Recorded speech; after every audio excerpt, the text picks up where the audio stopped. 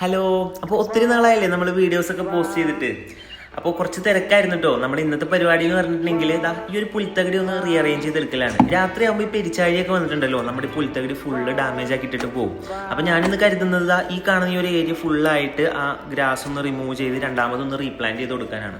അപ്പോൾ ഞാൻ ഇതുപോലെ ഷീറ്റായിട്ട് വളരെ കെയർഫുൾ ആയിട്ട് അവിടെ നിന്ന് റിമൂവ് ചെയ്തെടുക്കുന്നുണ്ട്. പിന്നെ അതുപോലെ തന്നെ നമ്മുടെ ഈ ഒരു പുൽത്തകടിയുടെ ചുറ്റും നിൽക്കുന്ന മരങ്ങളുടെ വേര് താഴ്ഭാഗത്ത് നിന്ന് ഇങ്ങനെ വന്നിട്ട് നമ്മുടെ ഈ ഒരു മണ്ണ് ഭയങ്കരമായിട്ട് ഹാർഡായി പോയിട്ടുണ്ട്. അപ്പോൾ ഞാൻ ആ വേരുകളൊക്കെ റിമൂവ് ചെയ്ത് മണ്ണ് നല്ലപോലെ ഒന്ന് ഇളക്കി കൊടുത്തിട്ടുണ്ട് കേട്ടോ. ഇനി നമുക്ക് ഈ കാണുന്ന പുല്ലുകൾ ഇതുപോലെ ഇങ്ങനെ കുഞ്ഞു കുഞ്ഞു ബഞ്ചുകളാക്കി എടുത്തിട്ട് നമുക്ക് അവിടെ പ്ലാന്റ് ചെയ്ത് കൊടുക്കാം. അപ്പോൾ ഈ ഒരു 1-2 ഇഞ്ച് ഗ്യാപ്പിലായിട്ടാണ് ഞാനിങ്ങനെ പ്ലാന്റ് ചെയ്ത് വെച്ച് കൊടുക്കുന്നത്. ആ ഒരു ഏരിയ അതുപോലെ ഫുള്ള് ഫില്ല് ചെയ്തെടുത്തു കഴിഞ്ഞാൽ ഒരു 1-1.5 മാസം കൊണ്ട് കംപ്ലീറ്റ് ഇത് ഫില്ലാവും. പിന്നെ അതുപോലെ തന്നെ നമ്മുടെ തണൽമരം ഞാൻ നല്ലപോലെ വെട്ടി ഒതുക്കി കൊടുത്തിട്ടുണ്ടായിരുന്നു, വെയിൽ നല്ലപോലെ കിട്ടാൻ പുൽത്തകടിക്കായിട്ട്.